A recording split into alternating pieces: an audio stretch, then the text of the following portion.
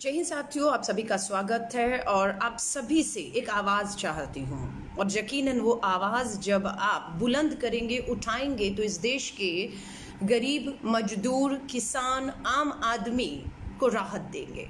आप सबको मालूम है कि पिछले 18 दिनों से केंद्र की मोदी सरकार लगातार हर रोज पेट्रोल और डीजल के दाम को बढ़ाए चले जा रही है। जब पेट्रोल डीजल बढ़ेगा तो साफ सी बात है, ट्रांसपोर्टेशन महंगा होगा।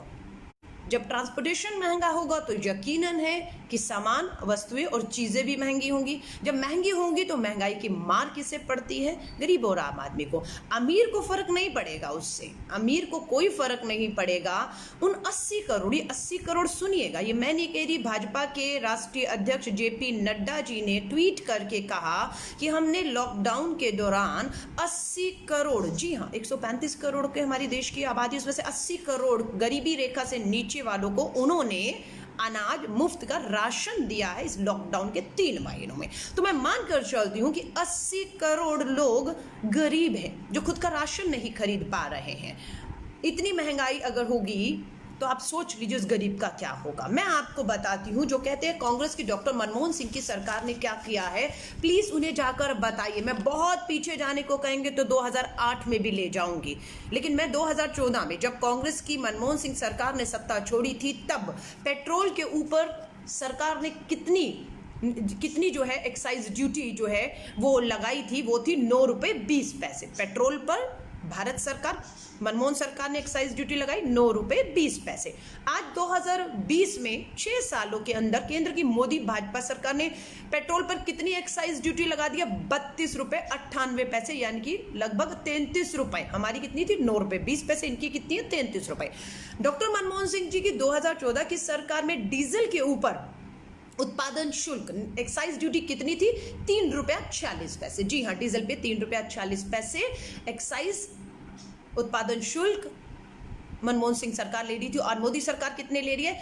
31 रुपये 83 पैसे, लगभग 32 रुपये। हम 3 रुपये ले रहे थे, ये 32 रुपये ले रहे हैं। 6 सालों में ये एक्साइज ड्यूटी पूरे विश्व में भारत, जी हाँ पूरे विश्व में भारत एक्साइज ड्यूटी टैक्स वसूलने वाला सबसे नंबर 1 देश बन गया है।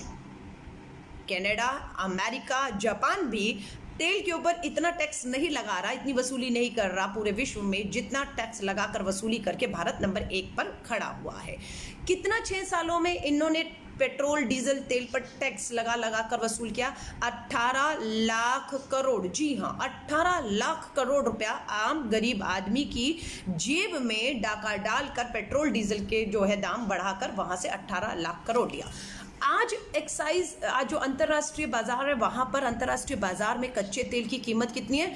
42.41 डॉलर, लगभग अगर मैं आपको मान लूं $42 प्रति बैरल, $42 प्रति बैरल। मनमोहन सिंह जी की सरकार में 2014 में ये कच्चे तेल की कीमत अंतर्राष्ट्रीय बाजार में कितनी थी? 107 रुपए। जी हाँ, 107 रुपए डॉलर, 107 माफी चाहूंगी, $107 प्रति बैरल थी। आज कितनी है? $42 प्रति बैरल। तब कीमत कितनी थी? तब पेट्रोल आता था 71 रुपए में और अब आता है 80 रुपए में। तब आता था डीजल 55 रुपए में, आज डीजल आ रहा है लगभग 80 रुपए में। पेट्रोल और डीजल के दाम में कभी ऐसा नहीं हुआ आजादी के बाद कि डीजल जो है वो पेट्रोल से आगे निकल जाए। डीजल की कीमतें पेट्रोल से ज्यादा करती हैं, ये कभी नहीं हुआ, ये पहली बार हुआ है। किसी को समझ नहीं आ रहा है। किसी ने सही कहा है, पेट्रोल पंप पे अब देखने को मिलेगा अक्कड़ बक्कड़ बम्बे बो 80 हो गया है, अब 90 और पूरे 100 होने वाला। अगर आप खामोश रहेंगे, अगर आप आवाज उठाएंगे। एक तरफ तो कोरोना की महामारी, 14 करोड़ लोग बेरोजगार हो गए, काम धंधे नहीं है, स्कूटर बाइक लेकर जाएगा, किसान डीजल खरीदने जाएगा तो उस पर ये मार पड़ेगी। नारा क्या था 2014 में? बहुत हुई महंगाई की मार। अब की बार मोदी सरकार, ये 14 का नारा था, 20 आते आते ये नारा बन गया बहुत हुई महंगाई की मार, क्योंकि अब देश में है मुनाफा खोरों की सरकार। 18 लाख करोड़ रुपया जो 6 सालों में कमाया है वो कहाँ गया? हम कहते हैं अर्थव्यवस्था चरमरा रही है, निर्मला सीतारमण जी कहते हैं कि नहीं, देश की अर्थव्यवस्था पूरी मजबूती से अपने पैरों पे खड़ी और हम आगे बढ़ रहे हैं। जब अर्थव्यवस्था सही कर रही है तो गरीब को, मजदूर को, किसान को पेट्रोल डीजल के दाम बढ़ाकर मारा क्यों जा रहा है? ये कोरोना महामारी के दौरान जो मार पड़ी है, जो जख्म है, उन पे तो मलहम लगाने का काम किया जाना चाहिए था, लेकिन पेट्रोल डीजल के दाम बढ़ाकर आप मलहम नहीं लगा रहे हैं, आप उनमें नमक छिड़कने का काम कर रहे हैं। ये मैं नहीं कह रही, स्मृति ईरानी का ट्वीट उठाइए, बहुत चूड़ियां तोड़ी स्मृति ईरानी ने। नौटंकी नाटक अच्छा करती है क्योंकि जहां से वो आई हैं वो उनको ये सब अच्छी तरह करने की का वो सीख लेकर आई थी। चूड़ियां तोड़ी, बहुत हंगामा किया मनमोहन सिंह ने जब $107 प्रति बैरल डीजल था, तब 70 रुपए पर चूड़ियां तोड़ रही थी। आज अंतरराष्ट्रीय बाजार में $42 प्रति बैरल अगर डीजल है, तेल की कीमत है, तो 80 रुपए में पेट्रोल और डीजल बेच पे चूड़ियां नहीं तोड़ रही हैं वो। आज वो नौटंकी, वो ड्रामा थोड़ा प्रैक्टिस करिए, कहीं मुंबई के वापस सिनेमा हॉल थिएटर में जाना पड़े तो एक्टिंग अगर नहीं कर पाएंगे तो वापस वहां नहीं रह पाएंगे। उन्होंने ट्वीट किया था कि डॉक्टर मनमोहन सिंह तेल कंपनियों के साथ मिले हुए हैं, ये तेल कंपनियों को फायदा पहुंचा रहे। तो आज अगर हम ये सवाल करें, जब अंतर्राष्ट्रीय बाजार में तेल की कीमतें अंतर्राष्ट्रीय बाजार में $42 प्रति बैरल है, $42 प्रति बैरल है, तो आज पेट्रोल डीजल 80 क्यों है, 40 क्यों नहीं है? आज भी हम ये माने कि आप पूरी तरह से तेल कंपनियों के साथ मिले हुए हैं और वही तेल कंपनियां आपको मोटा चुनावी चंदा दे रही है, इसलिए आज अपनी चूड़ियां आप नहीं तोड़ रहे हैं। जब मनमोहन सिंह सरकार थी, जब हमारा जवाब देने का समय था, हम में अगर कोई कमी रही तो लोगों ने आपको 1 नहीं 2 बार पूर्ण बहुमत दिया। अब आप चीन की सरहद पर अगर फेल होते हैं तो 1962 का रोना रोते हैं। अगर आप तेल कीमतों में, महंगाई में फेल होते हैं तो आप फिर कांग्रेस के सर पर ठीकरा फोड़ते हैं। आप पूरी तरह से नाकाम हो चुके हैं, फेल हो चुके हैं, और आप कांग्रेस के पीछे इतिहास के पुराने पन्नों को खरीद के छुपना चाहेंगे तो आप छुप तो शायद जाएंगे, लेकिन देश की जनता को राहत नहीं दे पाएंगे। ये राहत देने की बात है। बिहार में कहा गया कि कांग्रेस के जो 4 अपने राज्य हैं और 2 राज्यों में हमारे गठबंधन की सरकार है, वहां क्यों नहीं वैट कम कर देते हैं। जो पूछ रहा था वो बिहार सरकार का प्रवक्ता था नीतीश कुमार का। उन्हें याद दिलाया कि 18 मई को, जी हाँ 18 मई को बिहार की सरकार, नीतीश कुमार सरकार ने कैबिनेट में प्रस्ताव लाकर ₹2 पेट्रोल डीजल पे कम नहीं किए, बढ़ा दिए हैं। दिल्ली की केजरीवाल सरकार तो अब मोदी सरकार और शाह की पिछलग्गू बनकर उनकी पीठ हिलाते हिलाते उनके पीछे चल रही है, और उसने भी दिल्ली वालों को इतनी महंगाई में राहत देने की बजाय पेट्रोल और डीजल पर वैट बढ़ा दिया है। मैं आपको बताती हूँ, जब हमारी सरकार थी तो हमारी सरकार, मनमोहन सिंह की सरकार, बहुत पीछे चलिए नहीं जाती। 2014 में हम लोग ₹9.20, जी हाँ ₹9.20 पेट्रोल के ऊपर एक्साइज लेते थे, टैक्स लेते थे, ₹9। आज आप कितना ले रहे हैं? ₹33। ₹33 पेट्रोल के ऊपर टैक्स केंद्र सरकार ले रही है। हम कितना ले रहे थे? ₹9.20। डीजल के ऊपर हम कितना टैक्स ले रहे थे? डीजल के ऊपर हमारी मनमोहन सिंह सरकार ₹3.40 टैक्स ले रही थी, और आज केंद्र की मोदी सरकार कितना ले रही है? लगभग ₹32। हम कितने ले रहे थे डीजल के ऊपर टैक्स? ₹3। आप कितने ले रहे हो? ₹32। ₹3 ₹32 में कोई फर्क होता है या नहीं होता? फिर ये झूठ बोलते हैं कि कोरोना की महामारी है, उस महामारी में हमारे उद्योग धंधे बंद है, हमारा जो पैसा आना था वो बंद है, इसलिए ये झूठ बोलते हैं। ये कोरोना का तो बहाना है, अपनी नाकामियों को से देश का ध्यान भटकाना है। ये अगर आपने मार्च, अप्रैल, मई, जून, इन 3 महीनों में ही सिर्फ टैक्स बढ़ाया होता पेट्रोल डीजल में, उसके दाम बढ़ाए होते और ये तर्क देते कि कोरोना महामारी की वजह से ये सब हो रहा है, तो शायद हम मान जाते। लेकिन इन्होंने पिछले 6 सालों में 9 बार एक्साइज बढ़ाई है, इसलिए वो एक्साइज ₹3 से डीजल से बढ़कर ₹30 पहुंच गई है। इन्होंने पहली बार एक्साइज 2016 में बढ़ाया, तब कौन सा कोरोना महामारी था पूछिएगा। इन्होंने एक्साइज ड्यूटी 2019 जुलाई में बढ़ाई थी। इनसे पूछिएगा 2019 जुलाई में कौन सी कोरोना की महामारी थी। इन्होंने मार्च के पहले दिन में ही 2020 मार्च में एक्साइज फिर बढ़ाया, पेट्रोल के ऊपर टैक्स का निःशुल्क उत्पादन निशुल्क बढ़ाया, तब कौन सी कोरोना महामारी थी? तो कोरोना का तो बहाना है, मैं आपको सब बता रही हूँ। 18 लाख करोड़ का लाभ तेल कंपनियों को इन्होंने पहुंचाया है, ये हमारी जेब से ही निकल कर गया है। मैं आप सबसे कह रही हूँ, केंद्र सरकार से हम एक मांग कर रहे हैं। मैं इस बात से मानती हूँ कि हर राज्य अपना अपना जो है वो वैट लगा देता है। केंद्र तो अपना उत्पादन शुल्क, एक्साइज ड्यूटी बढ़ा ही रहा है। 30 रुपया बढ़ाई एक्साइज ड्यूटी, 30 रुपया, बहुत महंगा है, मैं बता रही हूँ। और राज्य सरकारें उस पर और वैट लगा के मार पे मार दे मारी कर रहे हैं। लेकिन हमारी और राहुल गांधी जी की कांग्रेस का सुझाव 2017 में था, 18 में, 19 में, 20 में भी, और हमने ये कहा हम सत्ता में आएंगे तो पेट्रोल डीजल के दामों को पूरी तरह से जीएसटी, जी हाँ, जीएसटी के अधीन ले आएंगे, जो केंद्र की सरकार नहीं ला रही। हमारी मांग है वो लाए। उसके पीछे कारण क्या है, क्यों जीएसटी में लाना चाहिए, और जीएसटी में लाने के बाद क्या फायदा होगा? बिल्कुल फायदा होगा, क्योंकि पूरे देश के अंदर एक कर हो जाएगा, एक कर लगेगा।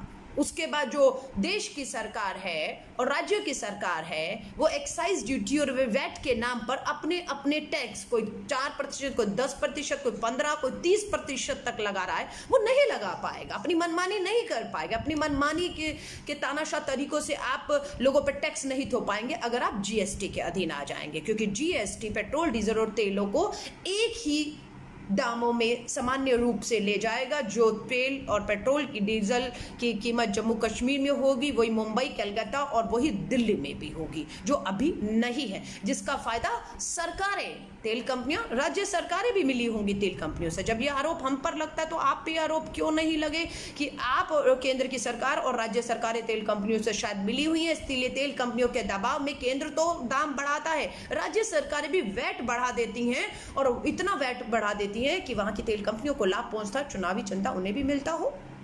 लेकिन जब आप जीएसटी कर देंगे तो अब आप मनमाने तरीकों से तेल कंपनियों के दबाव में आकर ये दाम नहीं बढ़ाएंगे। अगर कच्चे तेल की कीमतें अंतर्राष्ट्रीय बाजारों में बड़ी होती, जब मनमोहन सिंह जी के समय 2014 में $107 प्रति बैरल था, तब बड़ी होती तो समझ आता कि अंतर्राष्ट्रीय बाजार में तेल बहुत महंगा है, इसलिए वो थोड़ा बहुत उसका बोझ आम जनता पर भी आ रहा है। लेकिन मनमोहन सिंह सरकार ने 2014 में जब $107 प्रति बैरल तेल, कच्चे तेल की कीमतें थी, तब भी हम लोगों ने 70 रुपए से ऊपर नहीं जाने दिया। आज कच्चे तेल की कीमत 2020 में जब है तो अंतर्राष्ट्रीय बाजार में $42 पर है, $42 प्रति बैरल, और आज ये 80 रुपया वसूल रहे हैं।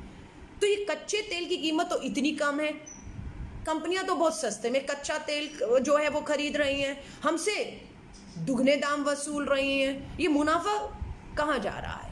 आप गरीब आम आदमी को मार कर तेल कंपनियों को लाभ पहुंचाकर क्या फायदा हो जाएगा? और एक अंधभक्त का मैं संदेश पढ़ा, ये अंधभक्त, इनकी भक्ति में ये इतने बेशर्म हो चुके हैं कि इन्हें गरीब का दर्द दिखना बंद हो गया है। एक अंधभक्त लिखता है कि लॉकडाउन के दौरान जब शराब दारू की दुकानें खोली थी तो ये जब दारू खरीद सकते हैं महंगी, तो ये क्या पेट्रोल डीजल नहीं खरीद सकते? अरे लानत है, शर्म करो, डूब मरो चुल्लू भर पानी में। पेट्रोल सिर्फ वो नहीं खरीद रहा जो लाइनों में खड़ा होकर दारू खरीद रहा था आपके लॉकडाउन जब आपने खोला था, और दिल्ली की सरकार ने 70% जो है उस पे जो है वो कोरोना टैक्स लगा दिया था। शर्म आनी चाहिए कि आप दिल्ली की 2 करोड़ आबादी को और देश की 135 करोड़ गरीब आबादी को दारूबाज कहकर, ये कहकर बेशर्म भाजपा सरकार की ये दारू खरीद सकते हैं महंगी तो ये पेट्रोल नहीं खरीद सकते। अरे शर्म कीजिए। इस देश का किसान, सरहद पे लड़ता जवान, बेरोजगार युवा, घर में काम करती हुई गृहिणियां, आज वो सब आपको दारूबाज लग रहे हैं? खून और पसीने की कमाई को आप लोगों ने, केंद्र की भाजपा सरकार ने पहले नोटबंदी में, फिर उसके बाद ये लॉकडाउन में पूरी तरह फेल हो गए तो पूरा अनलॉक करके सब कुछ राज्य सरकारों के ऊपर ठीकरा फोड़ा और खुद बच के निकल गए। वो कहाँ गई आपकी ताली थाली और 21 दिन का महाभारत का युद्ध? ना आपसे देश संभल रहा है, ना देश की आपकी सरहदों पर आपकी कूटनीति की वजह से आपको नेपाल आंख दिखा रहा है, चीन ने आपके 20 जवान शहीद कर दिए, पाकिस्तान रोज हिमायत कर रहा है, आपकी हिम्मत नहीं है। लेकिन मुझे खुशी है कि जो अंधभक्त नहीं है, जो इस बात को मानते हैं कि लगातार पेट्रोल डीजल के 18 दिन, पहली बार हुआ है 70 साल के इतिहास में, पहली बार कि हर रोज लगातार 18 दिन तक पेट्रोल डीजल के दाम बढ़ा बढ़ा के 80 रुपए पहुंचा दिए हैं और डीजल पेट्रोल से महंगा हो गया है। वो भी तब जब अंतर्राष्ट्रीय बाजार में इसकी कीमतें सबसे नीचे हैं। 18 लाख करोड़ रुपया केंद्र सरकार ने कमाया, लेकिन कहां गया नहीं मालूम है। अपनी ऐशो आराम, अपनी सुख सुविधाओं में, अपने खर्चों में, अपने 8,000 करोड़ के हवाई जहाज को आप मत खरीदते। आप अपने वो खर्चे कम कर सकते थे। आप पार्लियामेंट का जो सौंदर्यकरण कर रहे हैं 20,000 करोड़ में मत कीजिए। वो बैठे रहिए ना जिस पार्लियामेंट में बैठे हो, ये 20,000 करोड़ बचेगा, वो आपका हवाई जहाज वापस करिए, 8,000 करोड़ वहां बचेगा। लेकिन आम जनता की जेब में आप 20-30 पैसा कर करके आपने पिछले 18 दिनों में 30 रुपए के लगभग जो है अभी तक 6 सालों में पेट्रोल डीजल के दाम बढ़ा दिए। पक्की बात है ट्रांसपोर्टेशन की कीमतें बढ़ेंगी, पक्की बात है वस्तुओं की कीमत बढ़ेगी और महंगाई बढ़ेगी अगर आप और हम चुप रहे, और इसकी मार सिर्फ गरीब को पड़ेगी। ये लाखों करोड़ों के सूट बूट पहनने वालों को कोई फर्क नहीं पड़ेगा। पूरे लॉकडाउन में सोच रहे थे इन्होंने क्या किया, तो पता लगा जब इनकी नई तस्वीर आप सामने आई कि इन्होंने अपनी दाढ़ी, अपनी मूंछ पे, अपने पहनावे पे, अपने लुक को बदलने पे काम किया है। वरना आज दिल्ली के ही मात्र आंकड़े हर रोज 4,000 कोरोना वायरस पॉजिटिव आ रहे हैं। लेकिन बहुत आसानी से कोरोना वायरस की लड़ाई से निकलते निकलते चीन की सरहद पे पहुंचे और दोनों को अब धीरे धीरे ये सोच रहे हैं खत्म कर देंगे, मुद्दा ही नहीं रहेगा। पेट्रोल डीजल महंगाई के मुद्दे पर हम आ जाएंगे और थोड़ी देर बाद पेट्रोल डीजल महंगाई को भी लोग भूल जाएंगे, क्योंकि मार खाने की हमें आदत हो चुकी है। लेकिन मैं आपसे कहूंगी, सच्चे देशभक्त है, आवाज उठाइए। हमें अपने 20 जवानों की शहादत का बदला लेना है। हम अपनी गवाई ज़मीन को तो वापस हासिल कर ही लेंगे, लेकिन हमें अपने 20 जवानों की शहादत का भी बदला लेना है। हमें बढ़ते हुए पेट्रोल डीजल के दामों को लगातार दबाव बनाकर सरकार के ऊपर वापस लेने पर, अपने घुटनों पर चीन को भी झुकाएंगे और केंद्र की मोदी सरकार को पेट्रोल डीजल के दामों पर भी घुटने पर टिकाएंगे कि ये दाम वापस लीजिए। हम आपकी नाकामियों की वजह से देश की अर्थव्यवस्था आपके हाथ में। निर्मला सीतारमण देश की वित्त मंत्री कहती हैं अर्थव्यवस्था बहुत बढ़िया चल रही है, देश मजबूती से आगे बढ़ रहा है। अरे मैडम, अगर देश मजबूती से आगे बढ़ रहा है तो कच्चे तेल की कीमतें अगर $42 प्रति बैरल हैं तो आप 80 रुपया देश के वासियों से क्यों वसूल रही हैं? ये लाभ, कच्चे तेल की कीमतों का गिरना, आपके अनुसार देश की अर्थव्यवस्था का बहुत बेहतर होना, इसका लाभ तेल कंपनियों को क्यों मिले? मुनाफाखोर सरकार को क्यों मिले? देश की आम गरीब जनता को क्यों ना मिले? मैं आपसे कह रही हूँ, आवाज़ उठाइए। ये आवाज़ उठाना आपका अधिकार है। हम भी अगर बोल रहे हैं तो आपको ताकत देने के लिए बोल रहे हैं, आपको राहत देने के लिए बोल रहे हैं। शायद अलका लांबा को फर्क नहीं पड़ेगा। मैं आपको फिर बता रही हूँ, जितने भी सांसद हैं, विधायक हैं, सत्ता में बैठे हुए लोग हैं, पूंजीपति हैं, जितने भी करोड़पति लाखपति लोग, उनको फर्क नहीं पड़ेगा। देश में लॉकडाउन हो जाए तो भी वो अपना आराम से घर में बैठ के गुजारा आने वाली पीढ़ियों तक खा सकते हैं। पेट्रोल डीजल के दाम बढ़ जाएं, सामान के दाम, उनको फर्क नहीं पड़ेगा। मुझे भी पेट्रोल के दाम बढ़ जाए, फर्क नहीं पड़ेगा। मैं शायद अफोर्ड कर लूंगी, पर बात मेरी नहीं है, बात उनकी नहीं है जो अफोर्ड कर सकते हैं, बात उनकी है जो अफोर्ड नहीं कर पाएंगे। मैं आप सभी से हाथ जोड़ के निवेदन करती हूँ, आवाज़ बुलंद करिए और केंद्र की भाजपा सरकार के ऊपर 2 लाइनें कह के बात को ख़त्म कर रही हूँ। कोरोना महामारी तो बहाना है, अपनी नाकामियों से देश का ध्यान भटकाना है।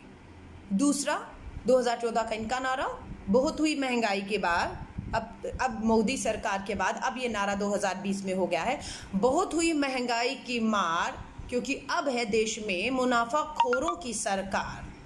आवाज़ बुलंद करिए। केंद्र की मोदी सरकार को घुटनों पर आने पर तेल के बड़े दामों को वापस लेने पर मजबूर आपको और हमें मिलकर करना होगा। वीडियो को शेयर करिएगा ताकि ये आवाज़ इतनी फैले जिसमें हम सबका समर्थन लगे कि ये आवाज़ देश के 135 करोड़ और भाजपा के अनुसार 80 करोड़ जो गरीब लोग हैं, ये उनकी आवाज़ है, उन्हें राहत देने की आवाज़ है, और वो तो हम दिलवा कर रहेंगे। जय हिंद, जय भारत।